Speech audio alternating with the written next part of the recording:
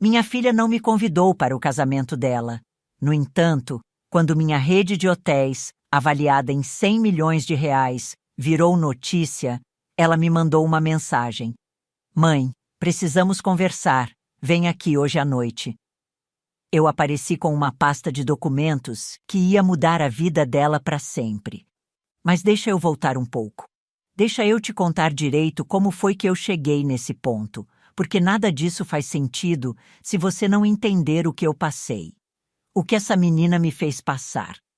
Antes de continuar, me conta nos comentários de qual cidade você está acompanhando essa história e se já passou por algo parecido. Quero saber se tem mais gente que entende essa dor de ser apagada pela própria filha, sabe?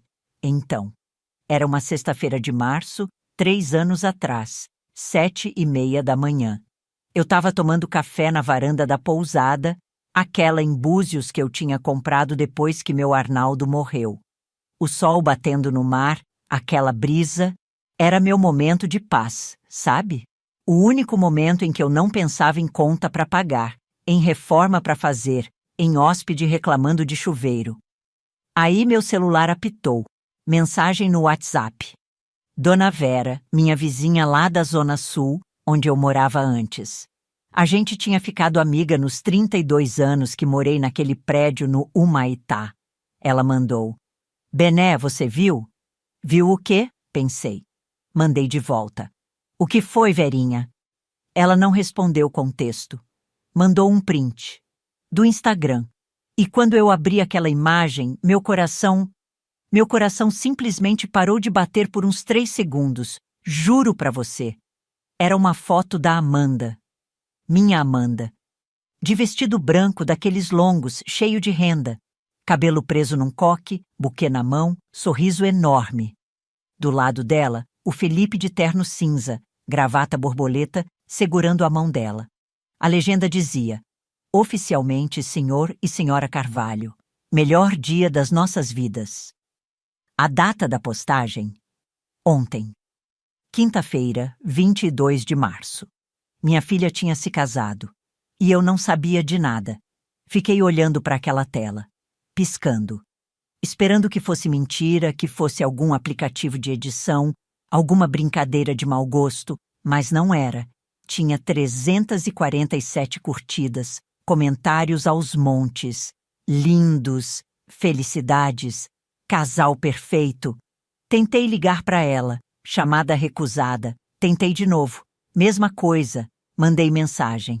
Amanda, filha, o que é isso? Você se casou? Um tique só.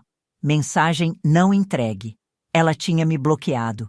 Sentei ali na cadeira de plástico branca, aquela que eu tinha comprado no Atacadão por 89 ris, e comecei a chorar. Não daquele jeito bonito que a gente vê em filme, não. Eu chorei feio, soluçando com a mão na boca para não fazer barulho, porque tinha hóspede dormindo ainda. O café esfriou na xícara, o pão ficou duro no prato.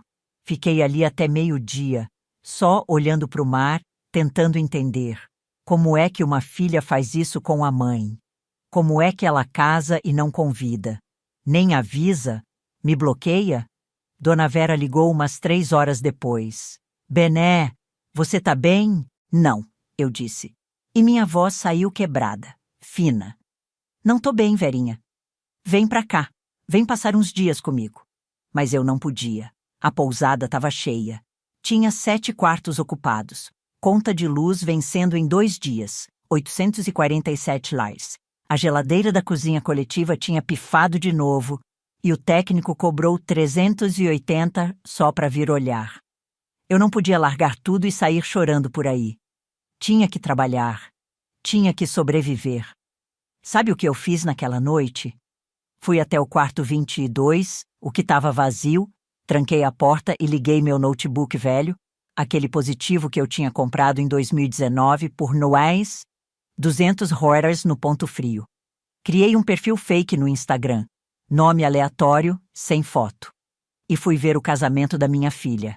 Tinha álbum inteiro, 63 fotos, cerimônia num jardim chique, decoração toda branca e dourada, buffet com camarões, sushis, aquelas coisas. madrinhas de vestido rose, padrinhos de terno azul marinho. A mãe do Felipe na primeira fila, chorando de emoção. Do meu lado da família, ninguém, porque eu era o lado da família. Tinha a foto dela entrando sozinha, sem pai para levar pelo braço, sem mãe para arrumar o véu, sozinha e sorrindo, como se tivesse tudo certo. Fiquei rolando aquelas fotos até às 4 da manhã, ampliando, procurando, sei lá, procurando algum sinal de que ela tinha sentido minha falta, alguma lágrima escondida, algum olhar triste, mas não tinha. Ela estava radiante, completa, sem mim. E aí, lá pelas tantas, eu vi um comentário de uma tal de a Carolzinha Fit. Amiga, seu casamento foi perfeito. Obrigada por me convidar. Foi uma honra. Uma estranha. Uma personal trainer aleatória que a Amanda mal conhecia foi convidada. E eu não. Foi nessa hora que eu entendi. Não era só exclusão. Era vergonha. Ela tinha vergonha de mim. Deixa eu te explicar uma coisa. Eu criei a Amanda sozinha desde que ela tinha 13 anos. Meu marido, Arnaldo, morreu de infarto fulminante em 2011. A gente estava bem, financeiramente falando. Ele era engenheiro civil, ganhava uns 12 mil reais por mês. Eu era professora de história, mais 4.500 reais. Dava para viver bem no nosso apartamento de 2 quartos no Humaitá, perto do colégio dela, perto de tudo. Quando o Arnaldo morreu, eu recebi 85. E o reais do seguro de vida. Parece muito, né? Mas não é. Enterro custou 8.900. Dívidas que ele tinha deixado, porque homem sempre deixa dívida escondida sempre, somaram 23.400. Sobrou 52.700, isso em 2011, tá? A pensão que eu recebia do INSS era 2.100. Meu salário, 4.500. Total, 6.600 por mês. O condomínio do prédio era 890. IPTU, 340. Luz, água, gás, 420. Mercado, no mínimo, IN 200. Plano de saúde meu e dela, PIN 850. Material escolar, uniforme, transporte, 600. Sobrava mínimo 300 por mês. Para roupa, remédio, lazer, emergência, tudo. Amanda estudava em colégio particular. Mensalidade de 1.980. Eu tirava da poupança todo mês. Aqueles 52.700 foram derretendo. Em 6 anos, acabou. Quando ela tinha 19, em 2017, eu vendi o apartamento. 420. reais.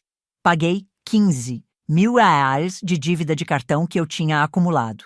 Dei 45.000 reais para Amanda começar a faculdade de administração numa particular, porque ela não passou na federal e eu não ia deixar minha filha sem estudar. Fiquei com 360.000 reais. Comprei a pousada em Búzios por 280.000 reais. Velha, 6 quartos, precisando de reforma total. Gastei 55.000 reais em pintura, encanamento, móveis usados, sobrou 25.000 reais na poupança, minha reserva de emergência. A pousada era feia, frontal para o mar, isso era, mas feia. Azulejo descascado, roupa de cama manchada, chuveiro elétrico com resistência queimada a cada 2 semanas. Cada resistência, 47. Eu trocava pessoalmente. Subia na escada, apertava os fios, queimava os dedos, porque chamar eletricista era 120 lhes por visita. Amanda me visitava às vezes no começo. Chegava com aquela cara, sabe? Aquela cara de, meu Deus, que vergonha. Não falava isso, mas eu via. Ela olhava para os hóspedes, mochileiros, surfistas, famílias simples, e dava aquele sorrisinho forçado. Um dia ela me pediu, mãe, quando você for me buscar na rodoviária, estaciona mais longe, tá? Não quero que as meninas da faculdade me vejam entrando nessa van. Era uma Kombi 98 que eu tinha comprado por 18.000 reais. Rodava bem, economizava gasolina. Mas Amanda tinha vergonha. Tá bom, filha, eu disse. E estacionei 3 quadras atrás. Ela desceu, olhou para os lados, veio andando rápido com a mochila. Entrou na Kombi abaixada, como se alguém fosse reconhecer ela ali em Búzios. Foi piorando. Ela começou a vir menos.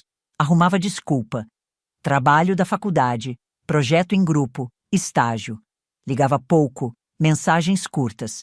Tô bem, mãe. Depois a gente fala. Ocupada aqui. Em 2019, ela conheceu o Felipe, filho de dono de construtora, morava num apartamento de 3 quartos no Leblon.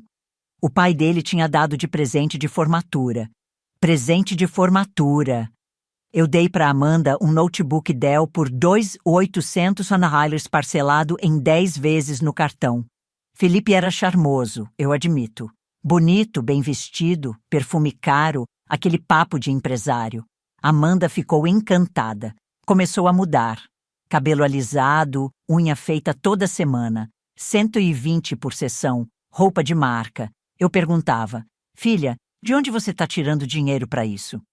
Ah, mãe, eu tô fazendo uns freelas, dá para ganhar bem. Freelas de quê? Ela mal tinha terminado a faculdade. Felipe vinha buscar ela de carro. Um Civic preto, 2018, impecável. Buzinava na frente da pousada. Amanda descia correndo, nem entrava para me dar um beijo. Só acenava da janela. Uma vez eu estava limpando o quintal, de avental, cabelo preso com um grampo. Felipe olhou para mim e deu aquele sorrisinho, daquele jeito, sabe? Daquele jeito que você olha para quem você acha inferior. E disse para Amanda, mais alto o suficiente para eu ouvir. Amor, sua mãe não pode contratar alguém para fazer isso? Contratar? Contratar com que dinheiro, meu filho? Amanda deu risada. Não me defendeu, riu. Foi a primeira vez que eu pensei, eu tô perdendo minha filha, mas eu não imaginava o quanto. Em 2020, com a pandemia, a pousada quase quebrou. Fiquei 4 meses sem hóspede nenhum. R$0 de entrada. As contas não pararam. Luz, água, IPTU, tudo continuou. Eu vendi a Kombi por 12 R$12. Usei para pagar dívida. Fiquei sem carro. Passei a ir de ônibus para tudo. Ônibus em Búzios. R$4,50 a passagem. Amanda não me ligou nesse período. Nenhuma vez. Eu que ligava. Ela atendia com pressa. Mãe, tô no meio de uma reunião. Depois eu te ligo. Nunca ligava. Quando a vacina chegou e as coisas começaram a normalizar em 2021, eu já estava com R$18.400 de dívida no cartão. Juros de 14,7% ao mês. Eu pagava o mínimo, 920. E a dívida aumentava. Foi aí que eu conheci a Patrícia. Ela tinha vindo passar um fim de semana em Búzios, sozinha. Ficou no quarto 14. Devia ter uns 55 anos, cabelo grisalho curtinho, óculos de armação vermelha, aquele jeito de mulher que se vira sozinha, sabe? Ela desceu para tomar café da manhã, que eu servia no quintal. Nada chique, só pão, frios, café coado, e ficou conversando comigo. Você é a dona? Ela perguntou. Sou, eu disse. Benedita, pode me chamar de Bené. Prazer, Patrícia. Adorei esse lugar. Eu ri. Adorou? A maioria reclama da TV velha, do colchão duro. Não precisa ser chique para ser bom, ela disse. Aqui é acolhedor, eu me sinto em casa. Acolhedor. Ninguém nunca tinha usado essa palavra para descrever minha pousada. E aquilo mexeu comigo. A gente conversou mais. Ela era consultora de negócios, trabalhava com pequenas empresas, ajudava a reestruturar, a crescer. Ela olhou em volta e disse, você já pensou em focar num nicho? Tipo, transformar isso num refúgio para mulheres viajando sozinhas? Tem mercado para isso. E você tem o perfil certo. Eu? Eu perguntei. Que perfil? Mulher que se vira, mulher que não tem medo de trabalho, mulher que sabe o que é recomeçar. Patrícia ficou mais 3 dias, e naqueles 3 dias, ela me ajudou a montar um plano de verdade. Planilhas, projeções, estratégias. Ela não cobrou nada. Disse que estava de férias, que era um hobby dela ajudar empreendedores. Eu comecei a mudar as coisas. Devagar, mas mudei. Pintei a fachada de branco e azul claro. 1.200 graus de tinta, eu mesma pintei. Troquei as roupas de cama por jogos novos, brancos, lisos, 890 à vista em promoção na Riachuelo. Coloquei plantas no quintal, suculentas que não precisam de muita água. Criei um Instagram da pousada. Comecei a postar fotos do nascer do sol, do café da manhã, de hóspedes sorrindo.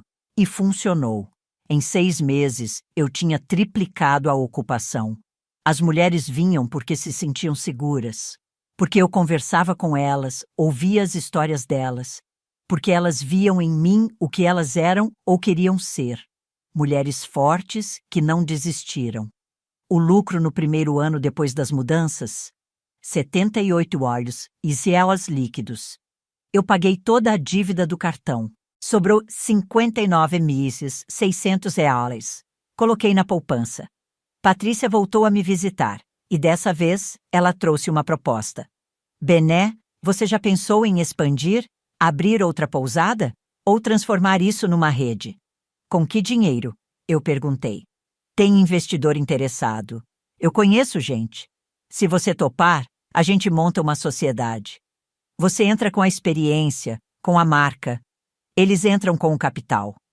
Demorei 2 semanas para decidir. 2 semanas sem dormir direito, pensando. E se der errado? E se eu perder tudo? Mas aí eu pensei. E se der certo? Topei. Em 2022, abri a segunda pousada, em Paraty. Comprada por 520 liceus, dinheiro do investidor, não meu. Reformada, decorada, mesma linha. Luxo tranquilo, acolhedor, seguro. Inaugurou em julho, lotou em agosto. Abri a terceira em Trancoso, a quarta em Ilhabela, a quinta em Jericoacoara. Todas com o mesmo conceito, todas com o mesmo público. Mulheres que viajam sozinhas, que querem paz, que querem se sentir em casa. Em janeiro de 2025, 3 anos depois daquele dia em que descobri o casamento da Amanda, minha rede de pousadas foi avaliada em 100 milhões por uma consultoria independente. 100 milhões de reais. Saiu matéria no jornal. Empresária transforma pousada simples em império do turismo feminino. Minha foto, de óculos, cabelo branco curto, sorrindo na frente da pousada de Búzios. Foi aí que Amanda me mandou mensagem. 3 anos sem falar comigo. 3 anos bloqueada. E de repente, mãe, precisamos conversar. Vem aqui hoje à noite. Hoje à noite. Como se eu não tivesse nada para fazer. Como se eu fosse pular na primeira ordem dela. Mas eu fui. Claro que eu fui. Porque eu precisava olhar na cara dela. Precisava ouvir o que ela tinha para dizer. E mais importante, precisava entregar o que eu tinha trazido. A pasta. Cheguei na casa dela às 8 da noite. Um apartamento no Leblon, 12º andar, 3 quartos, varanda gourmet. Portaria com porteiro de luva branca, elevador espelhado, tudo muito chique, muito polido, como ela sempre quis. Ela abriu a porta. Cabelo preso, blusa de seda bege, calça social preta, maquiagem leve. Linda. Sempre foi linda. Oi, mãe, ela disse. Não me abraçou, nem chegou perto. Oi, Amanda. Entrei.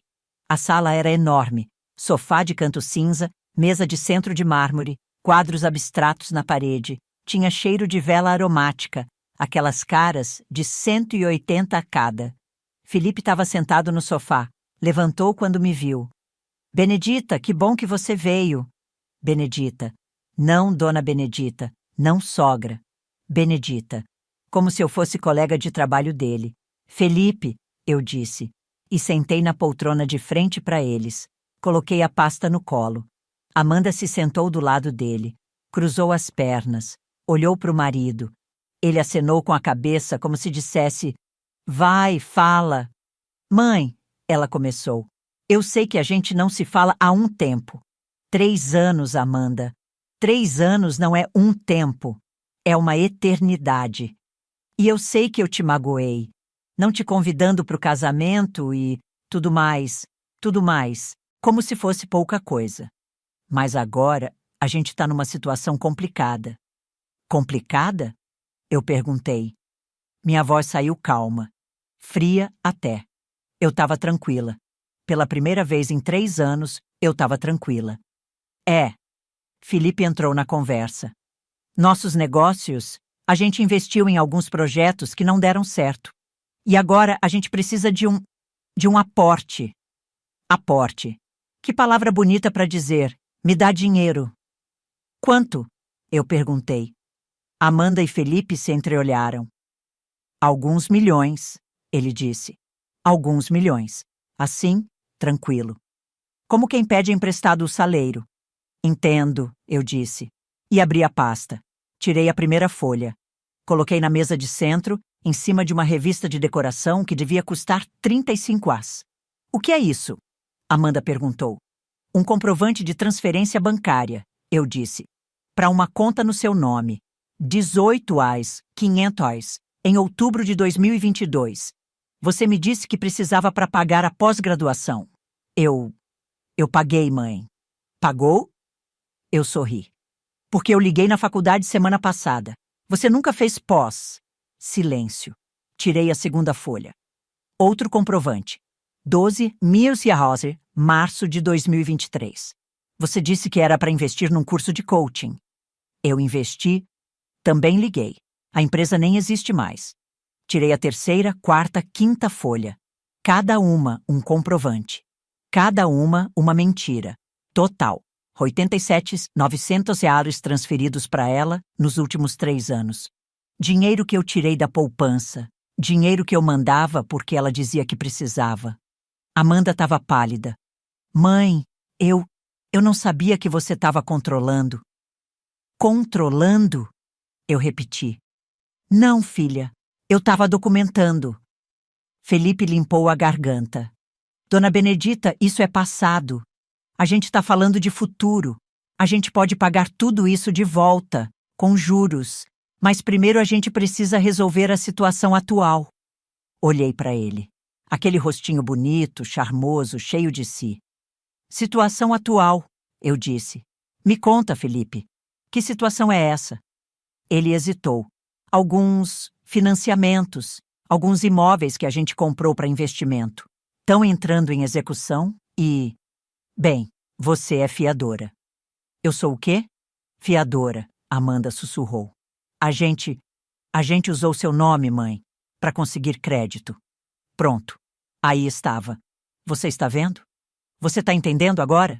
Eu olhei para ela, para minha filha, e juro foi como se eu estivesse vendo uma estranha. Você usou meu nome, eu repeti. Devagar. Porque eu precisava ter certeza de que tinha ouvido direito. Meu nome, minha assinatura, sem me pedir permissão. Amanda não olhou para mim. Olhou para o chão, para o tapete persiano que devia ter custado uns 8 mil, fácil. A gente ia te contar, ela murmurou. Ia? Eu quase ri. Quando? Quando o banco me processasse. Felipe se mexeu no sofá.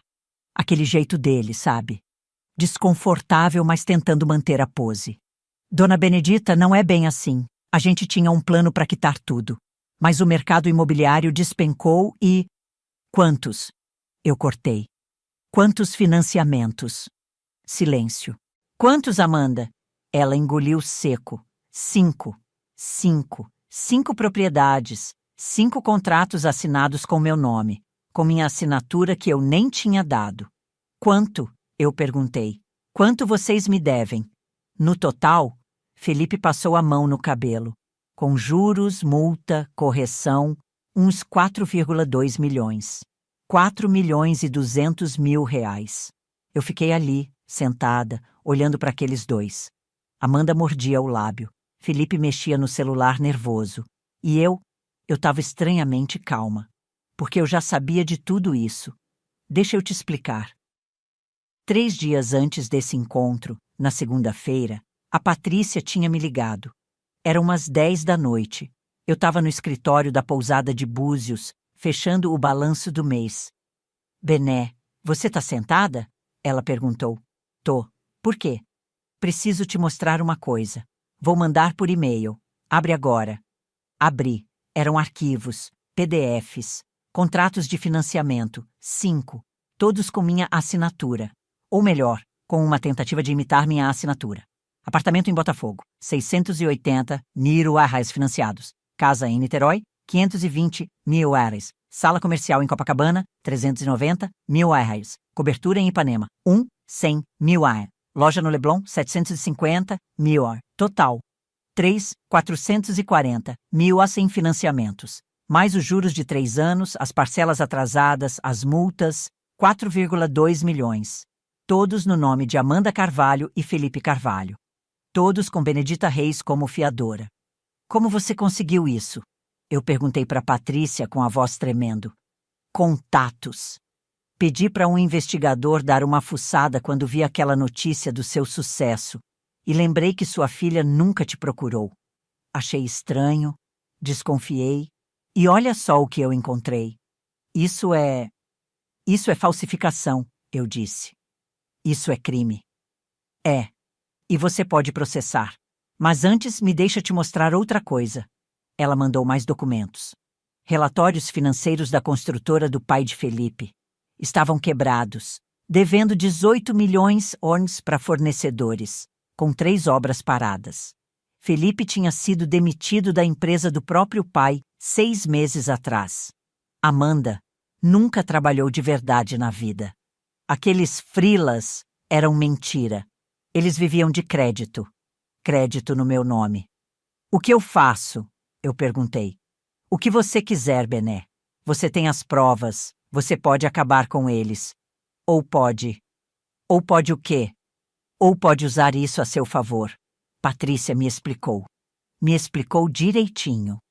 E na terça-feira de manhã, às 9h15, eu estava no escritório do Dr. Sérgio, meu advogado. Um homem de 62 anos, cabelo grisalho penteado para o lado, óculos de grau, aquele jeito sério, mas gentil de quem trabalha com isso há 30 anos. Coloquei os documentos na mesa dele. Dona Benedita, ele disse depois de ler tudo, a senhora pode processar criminalmente. Falsificação de documento, estelionato, uso indevido de identidade, eles podem pegar de 2 a 5 anos de prisão cada um. Eu não quero isso, eu disse. Ele me olhou surpreso. Eu quero outra coisa, continuei.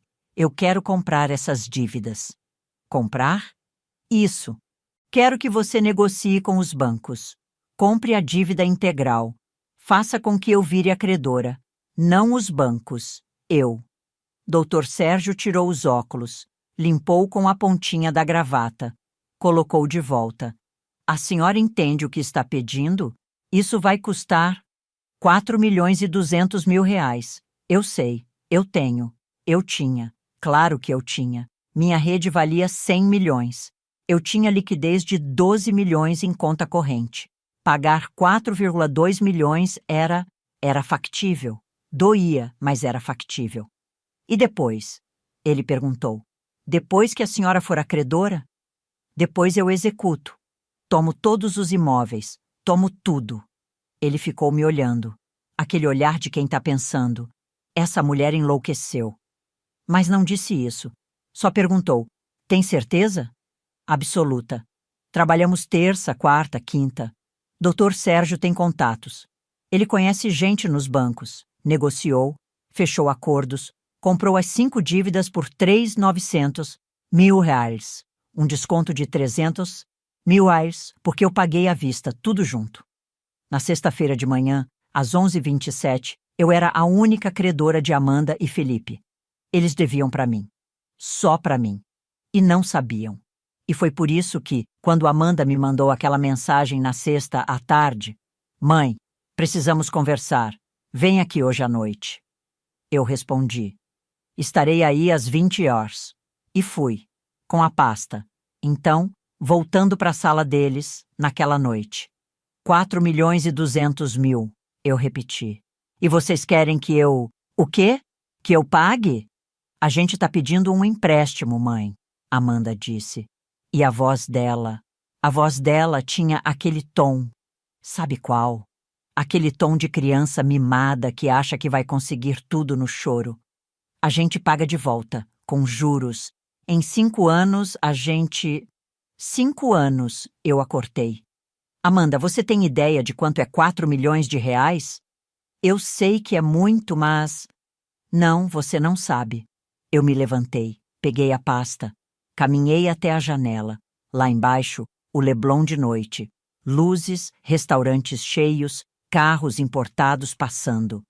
Você sabe quanto eu gastava de supermercado por mês quando você era adolescente? Ela não respondeu. 1.200, eu disse. Isso em 2015, tá? Hoje daria uns 1.800 com a inflação. Mas eu só tinha 1.200. Sabe o que eu fazia? Comprava frango em vez de carne. Comprava macarrão em vez de arroz integral. Comprava sabonete de 2,50 em vez daquele que você gostava, de 12, porque senão não dava. Mãe, cala a boca, Mamanda. Eu nem gritei, mas ela calou, porque meu tom não estava pedindo, estava mandando. Você sabe quanto eu gastei para você estudar naquele colégio particular? 142, 560, 6 anos de mensalidade de 1.980 reais. Você sabe de onde saiu esse dinheiro? Da poupança que eu e seu pai juntamos por 15 anos. A gente ia usar para comprar uma casa de praia. Uma casa para a gente passar férias e envelhecer juntos. Mas ele morreu. E eu usei tudo em você. Felipe estava inquieto. Olhava para o celular de 2 em 2 minutos. Você sabe quanto custou sua faculdade? 45 reais. Eu vendi o apartamento em que eu morei por 32 anos para te dar esse dinheiro. E o que você fez? Largou no 3º ano. Disse que não era sua praia, que queria se encontrar. Eu não sabia que você... Não sabia ou não queria saber? Eu me virei. Olhei para ela de frente. Amanda, eu fiz tudo por você. Tudo. E quando eu precisei, quando eu estava na pior, na pandemia, sem dinheiro, sem hóspede, pensando em vender a pousada, você me ligou? Você perguntou se eu estava bem? Silêncio. Não, você não ligou. Você sumiu. E agora você aparece, 3 anos depois, porque viu no jornal que eu tenho dinheiro e quer que eu resolva a merda que você fez. Não é bem assim, Felipe começou. Eu ri. Uma risada seca, amarga. Não é? Então me explica, Felipe. Me explica como é que vocês usaram meu nome sem me pedir permissão.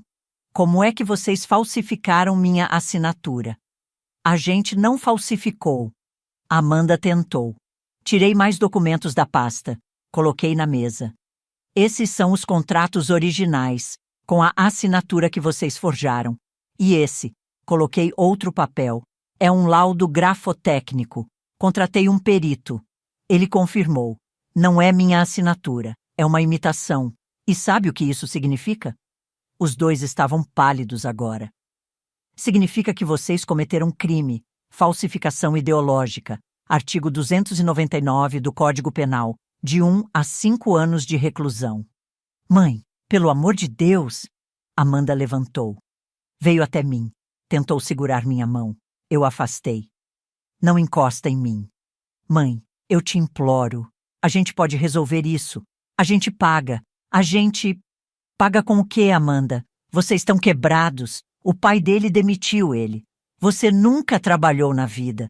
E agora vocês têm 5 imóveis penhorados e uma dívida de 4 milhões. Felipe se levantou também.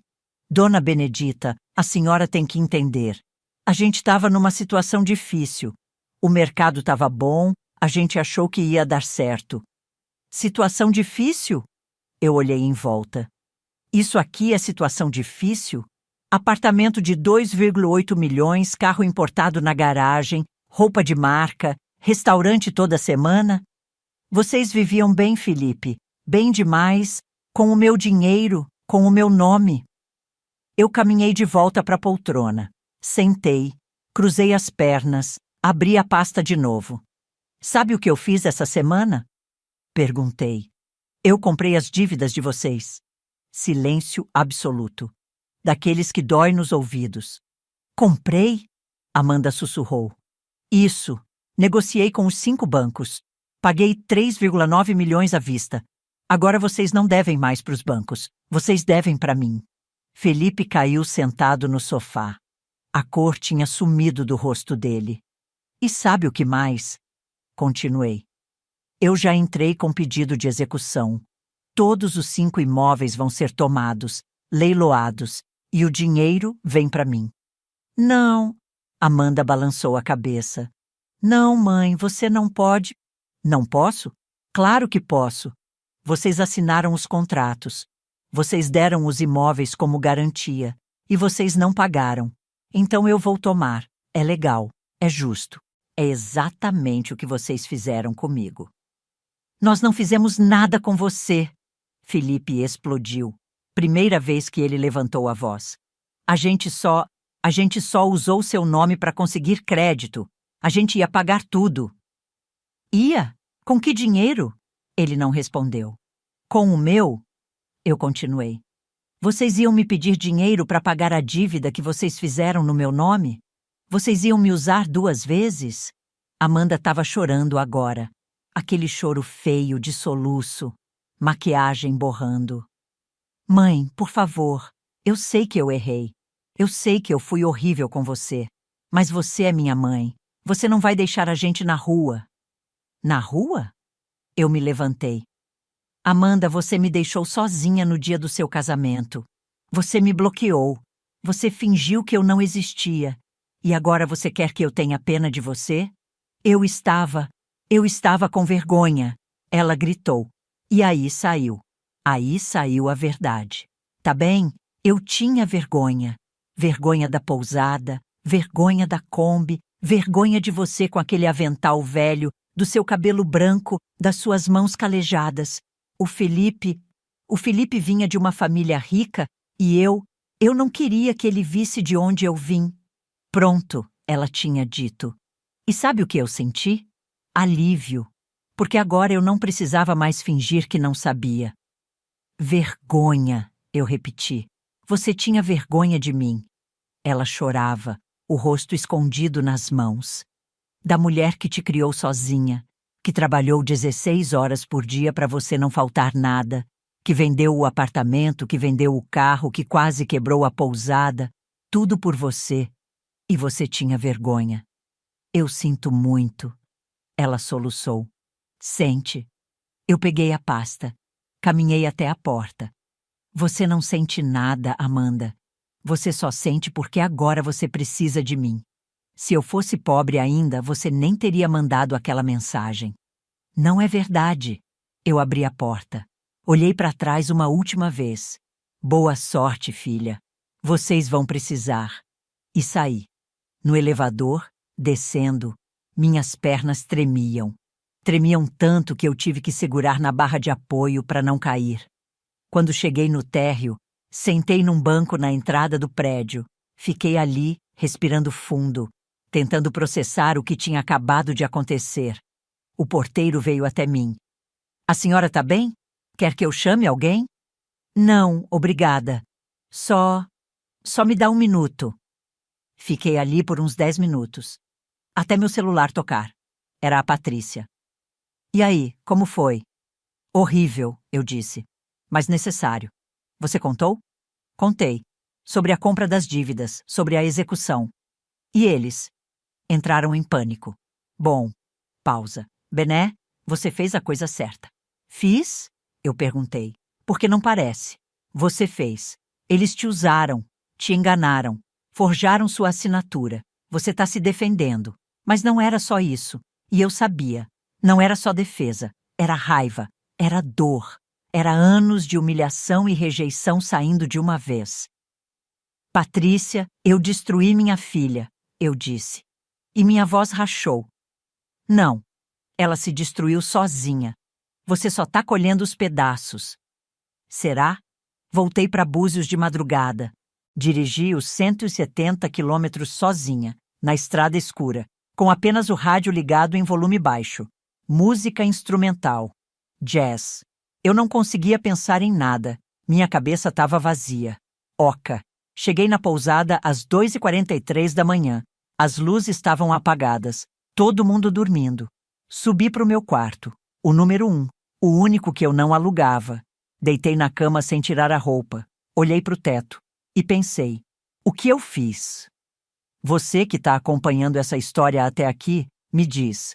Eu estava errada? Eu exagerei? Porque eu fiquei a noite inteira sem dormir pensando nisso. No sábado de manhã, 7h15, meu celular explodiu. Primeira mensagem. Amanda. Mãe, pelo amor de Deus, atende. A gente precisa conversar. Segunda. Felipe. Dona Benedita, vamos resolver isso como adultos. Não precisa chegar nesse ponto. Terceira, quarta, quinta, 23 mensagens no total. Ligações, áudios, Amanda chorando, Felipe implorando. Eu não respondi nenhuma. Dr. Sérgio me ligou 12h. Dona Benedita, o advogado deles entrou em contato. Querem negociar. Negociar o quê? Um acordo? Querem parcelar a dívida, pagar em 10 anos. Não. A senhora tem certeza? Absoluta.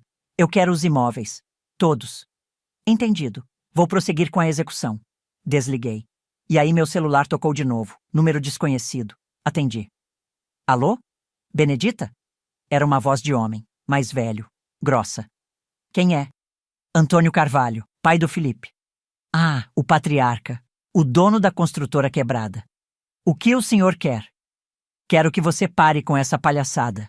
Palhaçada. Ele chamou de palhaçada. Palhaçada? Eu repeti. Seu filho forjou minha assinatura. Isso é crime, senhor Antônio. Meu filho cometeu um erro. Jovens cometem erros. Mas você, como mãe, como avó... Avó? Eu quase engasguei. Eu não tenho neto. Amanda tá grávida de 3 meses. O mundo parou. Amanda, tá grávida? Você vai fazer isso com a mãe do seu neto? Vai tirar a casa dela? Vai deixar seu neto nascer na rua? Eu desliguei na cara dele. Sentei no chão da cozinha da pousada, mãos tremendo. Amanda grávida. Eu ia ser avó. E não sabia. Claro que não sabia. Ela nem falava comigo. Liguei para Patrícia. Ela tá grávida. Quem? Amanda, 3 meses. O pai do Felipe me ligou. Tentou me chantagear. Patrícia suspirou. Bené, isso muda alguma coisa para você? Muda? Deveria mudar? Não sei, eu disse. Eu não sei. Você não é obrigada a mudar de ideia só porque ela tá grávida. Ela continuou te usando, te enganando, grávida ou não.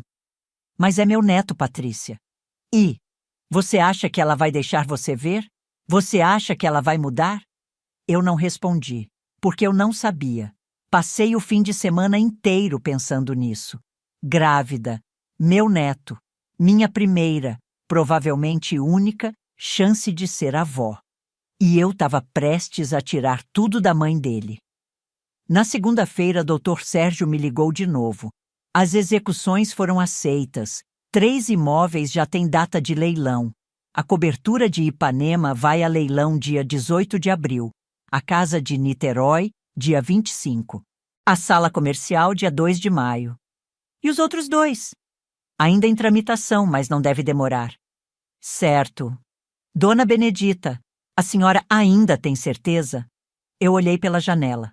O mar, as ondas quebrando, o sol do meio-dia refletindo na água. Tenho, eu disse. Mas será que tinha mesmo? As semanas seguintes foram as mais difíceis da minha vida. E olha que eu já passei por muita coisa, viu? Já enterrei marido, já passei fome, já dormi sem saber se ia ter dinheiro pro aluguel do mês seguinte. Mas isso era diferente. Porque dessa vez a dor não vinha de fora. Vinha de dentro, da minha própria decisão. Todo dia eu acordava às 5 da manhã, não porque eu queria, mas porque eu não conseguia dormir. Ficava olhando para o teto pensando, tem um bebê que é meu neto, e eu tô tirando a casa da mãe dele. A Patrícia vinha me visitar toda semana. Sentava comigo na varanda, tomava café, tentava me animar. Você tá fazendo a coisa certa. Ela repetia. Eles te usaram, Bené. Eu sei, eu dizia. Mas e o bebê? O bebê não vai nascer na rua. Eles vão dar um jeito, sempre dão. Mas será? Será que iam dar jeito? Ou será que eu ia ser a responsável por um neto meu nascer em condições ruins? No dia 15 de abril, 3 dias antes do primeiro leilão, Amanda apareceu na pousada. Eu estava na recepção, atendendo uma hóspede que queria reservar o quarto 7 para a próxima semana. Eram umas 3 da tarde. Sol quente, movimento tranquilo. E aí eu olhei para a porta, e ela estava lá. Amanda. Barriga discreta, mas visível. Blusa larga branca, calça jeans, chinelo rasteirinha, sem maquiagem. Cabelo preso num rabo de cavalo simples. Óculos escuros cobrindo metade do rosto. Ela não disse nada. Só ficou ali, parada, esperando. Terminei de atender a hóspede. Caminhei até ela. "O que você está fazendo aqui?" "Precisava falar com você", ela disse. A voz dela saiu baixa, cansada. "A gente não tem nada para falar." "Mãe, por favor." Ela tirou os óculos. Os olhos dela estavam vermelhos, inchados. 5 minutos. Eu respirei fundo. Olhei em volta. 2 hóspedes nos observavam discretamente, fingindo mexer no celular. Eu não ia dar showzinho para ninguém. "Vamos lá fora." Levei ela para o quintal dos fundos. Tinha umas mesas de plástico branco, guarda-sóis coloridos, vista para o mar. Sentamos numa mesa no canto, longe de todo mundo. Amanda colocou as mãos na mesa. Eu vi que ela não estava usando aliança. "Cadê sua aliança?" perguntei. Ela olhou para a própria mão. "Vendi, para pagar advogado. Vendi a aliança de casamento, que provavelmente custou uns 15 mil, fácil." "Mãe", ela começou, "eu não vim pedir dinheiro. Não vim pedir que você pare com a execução. Eu sei que eu não tenho direito de pedir nada." Fiquei quieta, esperando. Eu vim pedir desculpas. Desculpas, depois de 3 anos, depois de tudo. Eu sei que eu fui horrível com você", ela continuou. "Eu sei que eu te magoei de um jeito que não tem perdão. E eu não tô pedindo perdão. Eu só quero que você saiba que eu sinto muito. De verdade." Ela limpou uma lágrima que escorreu. Não com lenço, com as costas da mão, daquele jeito cansado de quem já chorou tanto que nem se importa mais em esconder. "Quando eu conheci o Felipe", ela disse, "eu achei que ele era, sei lá, a solução. Para tudo. Ele era rico, educado, charmoso. E eu sempre me senti inferior, sabe? Na faculdade, as meninas todas tinham carro, roupa de marca, viajavam. E eu tinha uma mãe que morava em Pousada Velha e andava de Kombi." "Amanda." "Deixa eu terminar, mãe, por favor." Ela respirou fundo. "O Felipe me fez acreditar que eu merecia aquela vida, que eu não precisava vir de lugar nenhum, que eu podia ser só rica, só feliz. E para isso, eu precisava esquecer de onde eu vim, esquecer de você." Ela parou, olhou para o mar, as ondas quebrando na areia. "Mas a verdade é que eu nunca esqueci", ela disse. "Toda vez que eu estava naquele apartamento chique, eu lembrava de você limpando o chão de hóspede. Toda vez que eu ia em restaurante caro, eu lembrava de você comendo miojo no fim do mês porque não tinha dinheiro. E em vez de sentir gratidão, eu sentia vergonha, porque eu estava errada, porque eu sabia que tudo aquilo era mentira." "E o casamento?" eu perguntei. "Por que você não me convidou?" Ela olhou para mim, e dessa vez ela não desviou. "Porque eu sabia que se você fosse, você ia ver. Ver que aquele casamento custou 180 mil reais, que a gente tinha gastado tudo o que a gente não tinha. E você ia me perguntar, de onde vocês tiraram esse dinheiro? E eu não ia saber mentir para você olhando nos seus olhos. 180 hares. Que hares? 180 mil reais num casamento. Enquanto eu, na época, estava com 18 euros, 400 hares de dívida no cartão. Foi o Felipe que teve a ideia de usar seu nome." Ela continuou. "Eu juro, mãe, no começo eu disse não. Falei que era errado, mas ele insistiu. Disse que era só para conseguir crédito, que a gente ia pagar tudo antes de você saber. E eu acreditei, porque eu queria acreditar." "Você assinou", eu disse. "Você falsificou minha assinatura." "Eu sei." Ela cobriu o rosto com as mãos. "Eu sei. E eu vou carregar isso pro resto da vida." Fiquei olhando para ela, minha filha, grávida, destruída, e eu senti tanta coisa ao mesmo tempo que nem sei explicar. Raiva, tristeza, pena e também, lá no fundo, bem escondido, alívio. Alívio de que ela estava ali, de que ela tinha vindo. Onde você está morando? Perguntei. Com a mãe do Felipe, em Madureira, num apartamento de 2 quartos. Ela dividiu o quarto dela com a gente. Madureira. Do Leblon para Madureira. A queda foi grande. E o Felipe? Tá procurando emprego. Tá difícil. O nome dele tá sujo. Ninguém quer contratar. Ela passou a mão na barriga. O bebê nasce em outubro, dia 22. Outubro, 5 meses. É menino ou menina? Menino. Ela sorriu pela primeira vez. Um sorriso pequeno, triste, mas genuíno. A gente vai chamar de Miguel. Miguel, meu neto. Miguel. Mãe, ela disse. Eu não vim pedir que você pare com os leilões. Eu não vim pedir dinheiro. Eu vim pedir uma chance. Uma chance de você conhecer seu neto, de fazer parte da vida dele, não da minha. Eu entendo se você não quiser mais nada comigo, mas ele não tem culpa de nada disso. Ela se levantou, colocou os óculos escuros de volta. Se você quiser, você pode ir nos visitar. Ou a gente pode trazer ele aqui quando ele nascer. O que você preferir. Mas eu não vou te impedir de ser avó. Não vou cometer esse erro também. E ela saiu. Eu fiquei ali sentada, sozinha, com o barulho do mar e o aperto no peito. Naquela noite, liguei para Patrícia. Eram quase 11 horas. Ela atendeu com voz sonolenta. Bené? Tá tudo bem? Ela veio aqui. Quem? Amanda? É.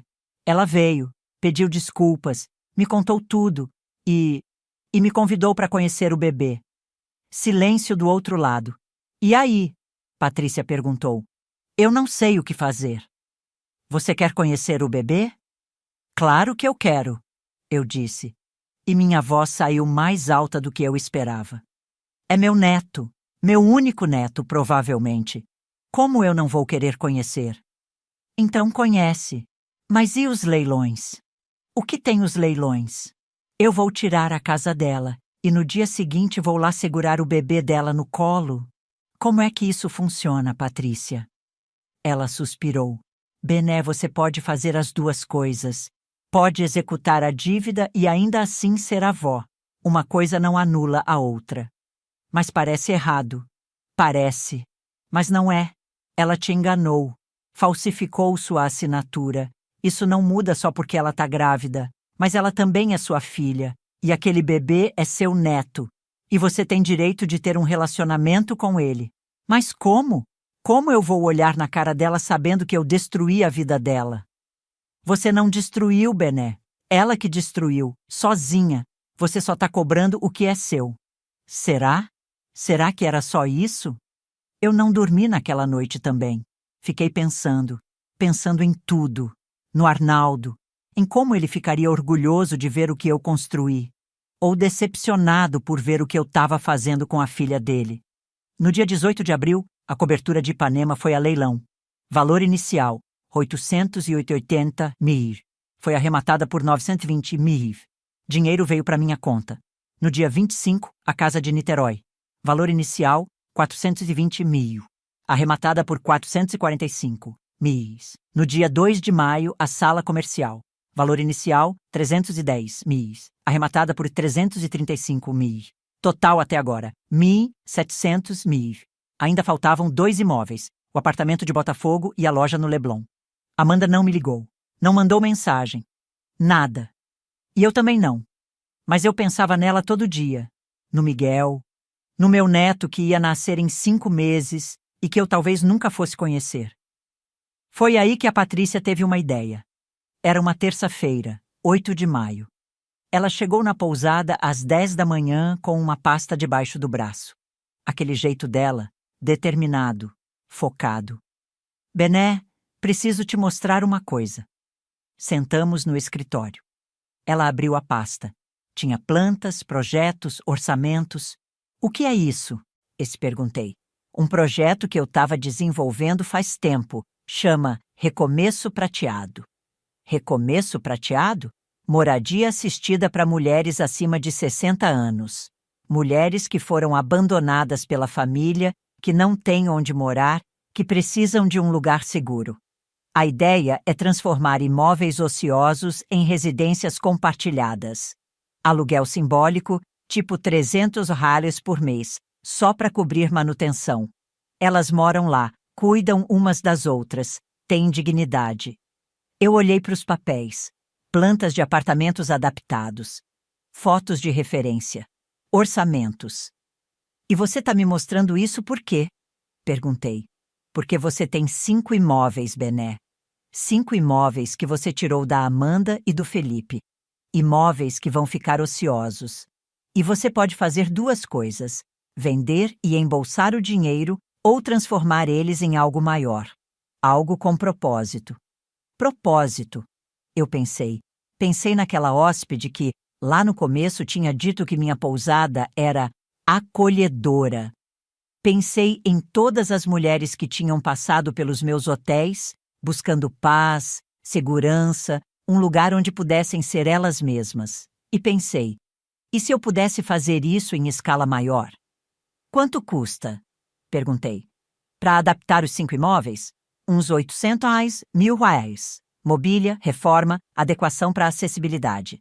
800, R$1.000. Eu tinha.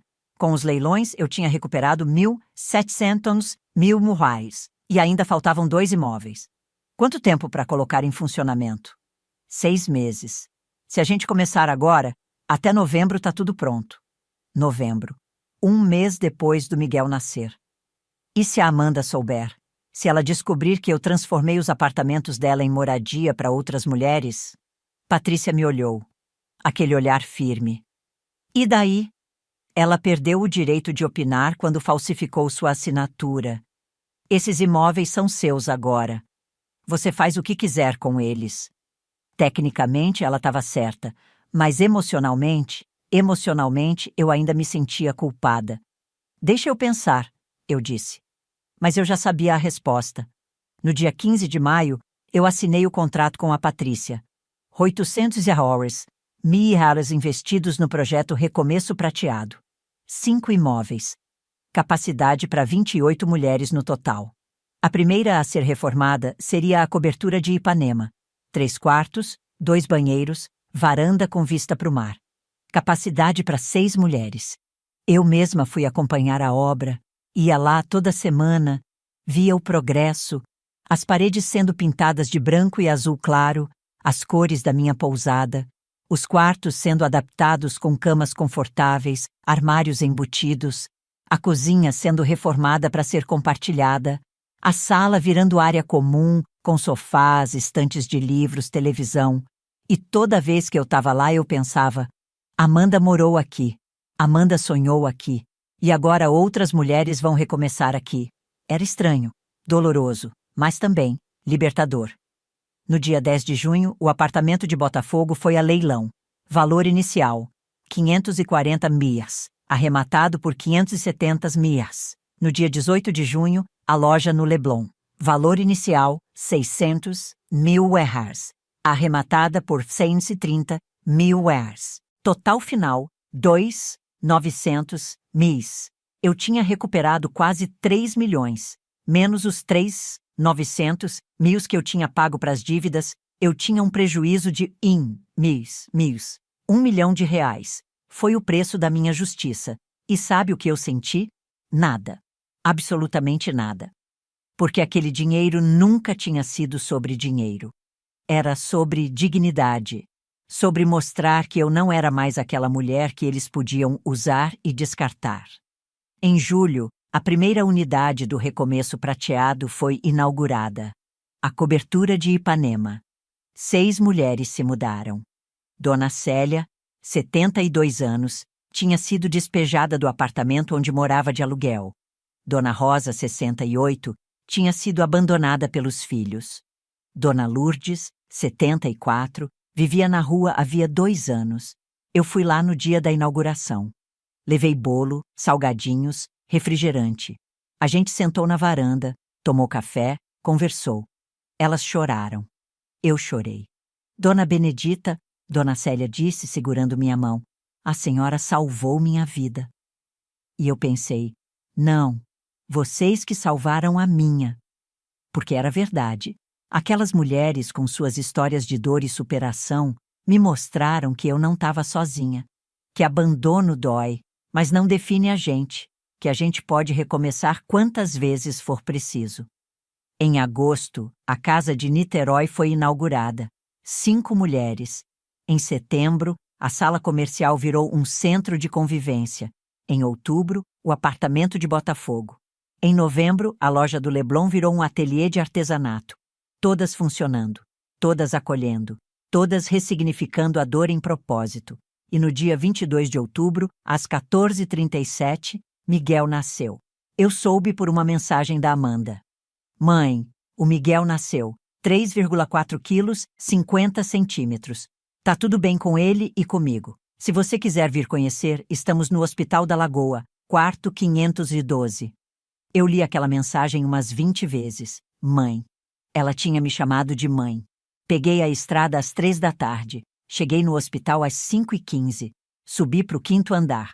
Quarto 512. Porta entreaberta. Bati de leve. Entra. A voz da Amanda. Empurrei a porta. Ela estava na cama, recostada, com um embrulhinho de manta azul no colo. O Felipe estava do lado, sentado numa cadeira. Quando me viu, Amanda sorriu. Um sorriso cansado, mas real. Mãe, você veio. Claro que eu vim, eu disse. E a voz saiu trêmula. Me aproximei devagar, olhei para o embrulhinho. E lá estava ele, Miguel, meu neto, olhinhos fechados, boquinha pequena, cabelinho castanho fininho. Quer pegar? Amanda perguntou. Eu assenti. Ela me passou ele com cuidado. E quando eu senti o peso dele nos meus braços, quando eu senti o calorzinho dele, o cheiro dele, eu desabei. Chorei ali mesmo, no meio daquele quarto de hospital, segurando meu neto, sentindo um amor que eu nem sabia que ainda era capaz de sentir. Oi, Miguel, eu sussurrei. Oi, meu amor, sou sua avó. E ele abriu os olhinhos, só por um segundo, me olhou. E eu juro pra você, eu juro que ele me reconheceu, que ele sentiu. Amanda chorava também. O Felipe tinha saído do quarto, nos deixando sozinhas. Mãe, ela disse, eu sei que eu não mereço seu perdão. Eu sei que o que eu fiz foi imperdoável. Mas obrigada. Obrigada por vir. Obrigada por dar essa chance pro Miguel. Eu olhei para ela, minha filha, mãe de primeira viagem, assustada, arrependida, tentando recomeçar. Amanda, eu disse, eu não sei se eu te perdoo, ainda não, talvez nunca, mas você é minha filha. E esse aqui, apontei para o Miguel, é meu neto, e eu não vou perder isso, não de novo. Ela acenou com a cabeça, limpando as lágrimas.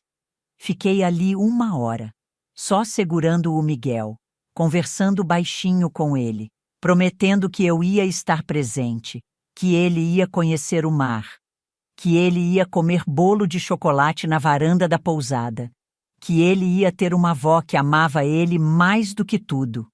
Quando fui embora, já era noite. Desci para o estacionamento, entrei no carro e antes de ligar o motor, eu tirei o celular. Mandei mensagem para Patrícia. Conheci meu neto, Miguel, lindo demais. E eu acho que eu vou conseguir separar as coisas, ser avó sem esquecer o que aconteceu. Obrigada por me ajudar a chegar até aqui. Ela respondeu na hora. Sabia que você ia conseguir. Orgulhosa de você, Bené. Agora vai e seja a melhor avó do mundo. E era isso que eu ia fazer. 1 ano depois, novembro de 2026. Eu tô aqui sentada na varanda da pousada de Búzios, a mesma de sempre, tomando meu café enquanto o sol nasce no mar. Tem uma brisa gostosa, aquele cheiro de maresia que eu nunca vou cansar. E do meu lado, no carrinho, dorme o Miguel, meu neto, com 1 ano e 1 mês agora. Ele passou o fim de semana aqui comigo. Amanda trouxe na sexta de manhã, buscou ontem à noite. E sabe, tá funcionando. De um jeito estranho, torto, mas tá funcionando. Deixa eu te contar como foi esse um ano. Porque muita coisa mudou.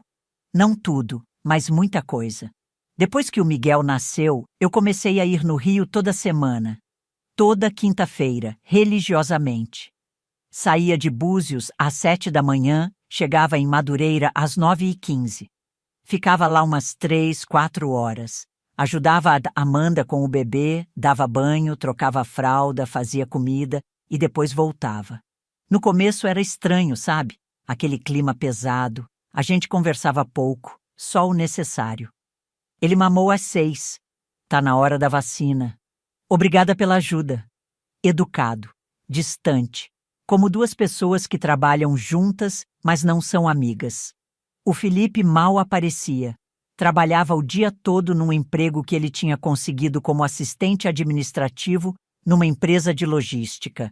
Ganhava $3.200 por mês, bem menos que os 15 mil reais que ele ganhava antes, quando trabalhava com o pai. Mas era o que tinha arrumado.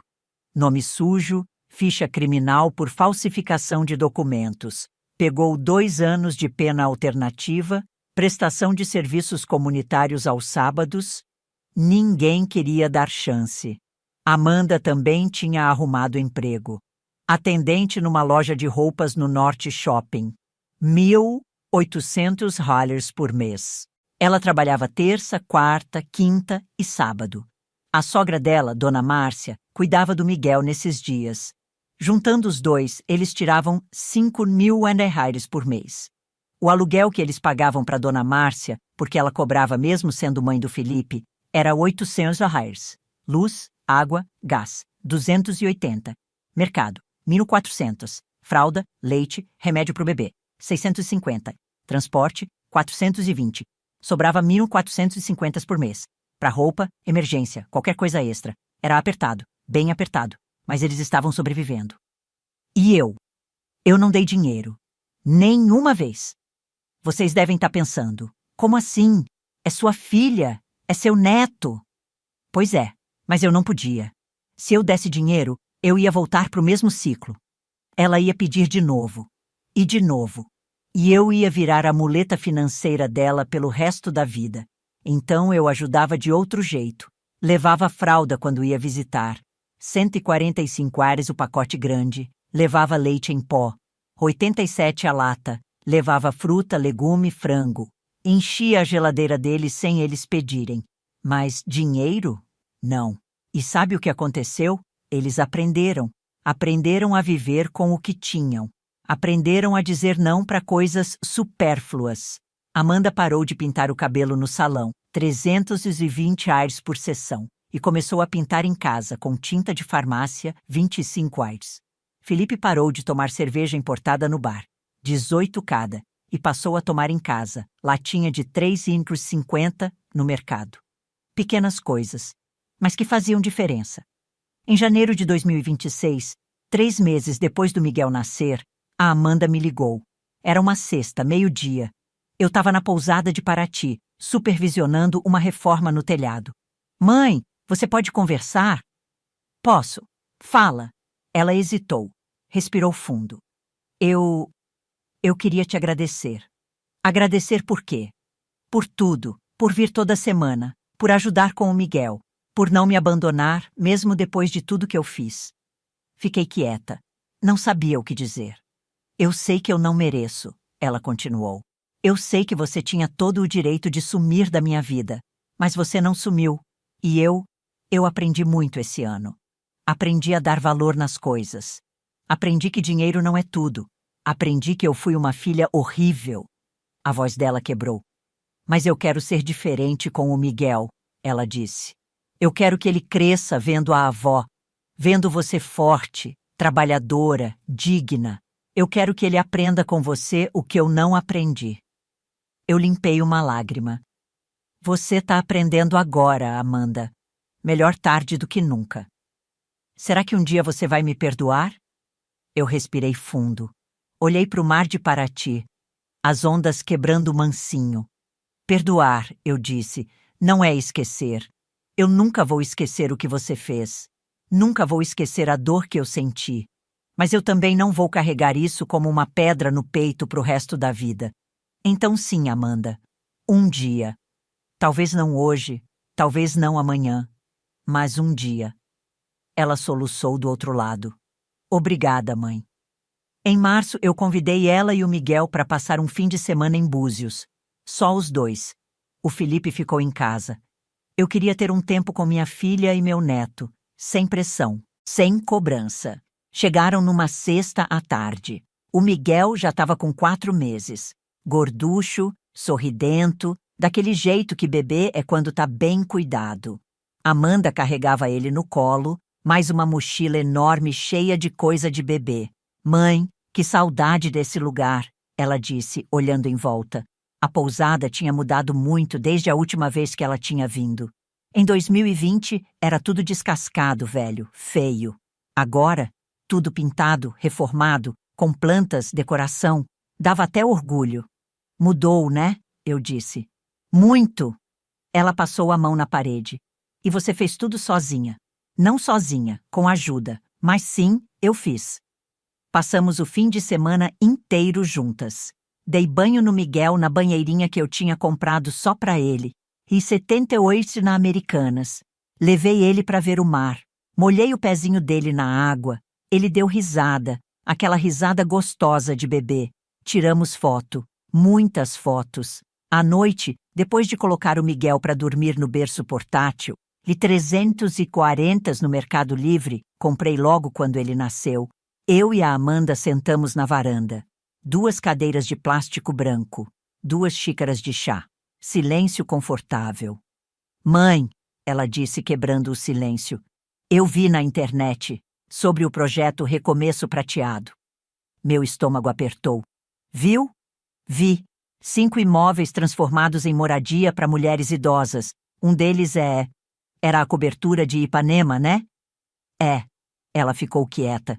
Tomou um gole do chá. No começo eu fiquei com raiva, ela admitiu. Pensei, como ela pôde? Aquele apartamento era meu sonho. Mas aí eu vi as fotos. Vi as mulheres morando lá. Felizes, seguras, e eu percebi. Eu percebi que você fez algo muito maior do que eu jamais faria. Olhei para ela. Eu ia usar aquele apartamento para ostentar, ela disse. Para postar no Instagram, para mostrar para os outros que eu era rica, importante. Mas você transformou ele em lar. Para mulheres que não tinham nada. Mulheres como você era antes. E isso é lindo, mãe. Eu não esperava ouvir isso. Não dela. Obrigada, eu disse, e minha voz saiu baixinha. Eu queria conhecer o projeto. Você pode me levar lá um dia? Pode, quando você quiser. Em abril, levei ela. Fomos na cobertura de Ipanema. Amanda, eu e o Miguel. As 6 moradoras estavam lá. Dona Célia fazendo bolo na cozinha, Dona Rosa costurando na sala, Dona Lourdes assistindo TV. Quando me viram, elas vieram correndo. Dona Benedita, que surpresa! Apresentei a Amanda. Essa é minha filha e esse é meu neto Miguel. Elas fizeram festa. Pegaram o Miguel no colo, fizeram carinho, deram beijinho. Dona Célia ofereceu bolo. Amanda aceitou. Sentamos todas na varanda, conversando, rindo. E eu vi a Amanda olhando em volta, vendo aquelas mulheres, vendo o que aquele espaço tinha virado. E ela estava em paz, sem raiva, sem ressentimento. No caminho de volta, ela disse, mãe, eu tô orgulhosa de você. E aquilo valeu mais do que qualquer pedido de desculpas. Em junho, o Felipe perdeu o emprego. A empresa tinha cortado 20% do quadro. Ele foi um dos cortados. Amanda me ligou desesperada. Mãe, o que a gente faz? A gente não tem dinheiro para pagar o aluguel do mês que vem. Quanto é o aluguel? R$ 800. 800. Eu podia dar. Fácil, mas eu não ia. Amanda, você tá trabalhando? Tô. Então você tem R$ 1.800.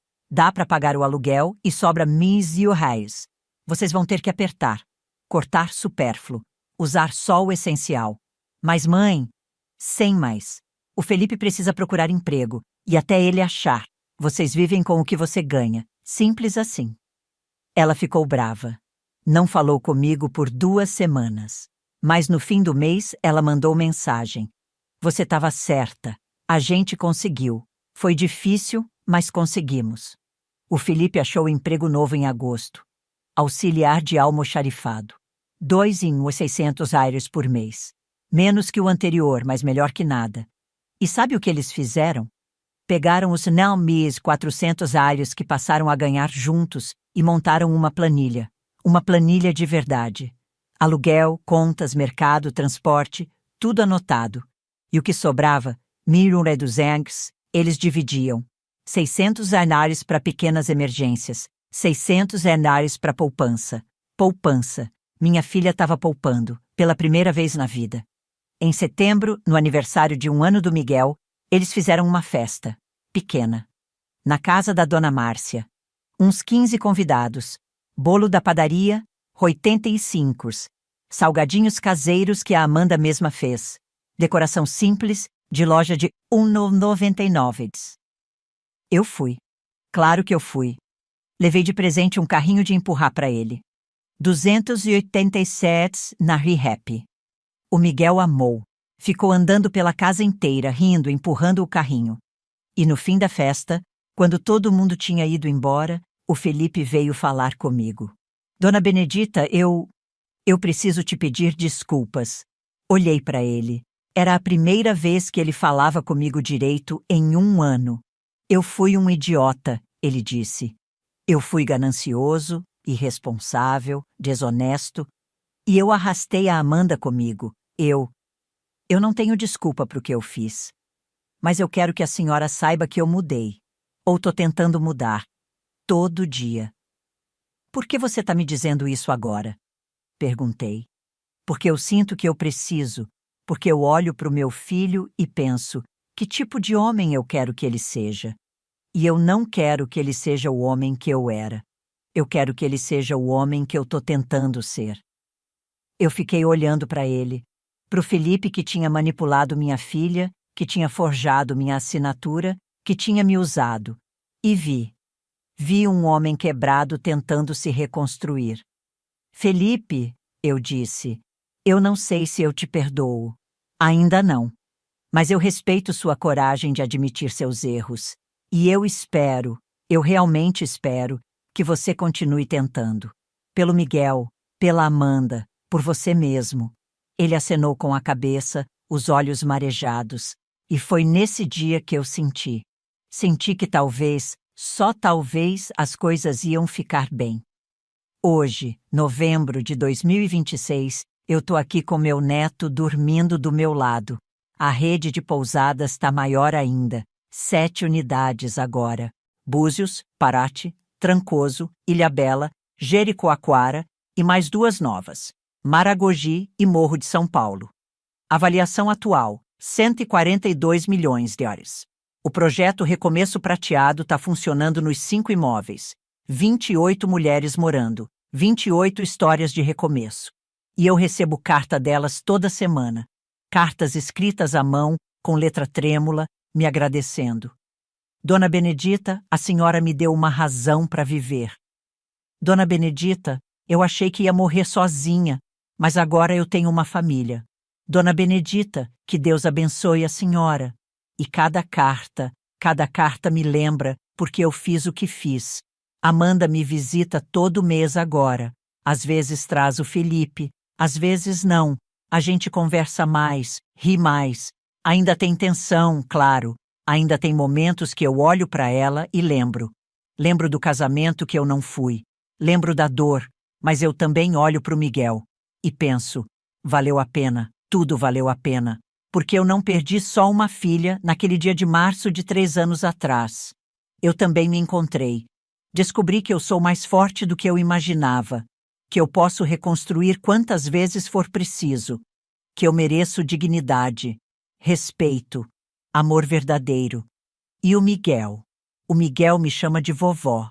Ainda não fala direito, só balbucia vovó. Mas é o suficiente. Ele corre para mim quando me vê, dorme no meu colo, sorri quando eu canto para ele, e eu olho para ele e penso: você vai crescer vendo sua avó forte. Você vai crescer sabendo que família não é quem te usa, é quem fica, mesmo quando dói, mesmo quando é difícil.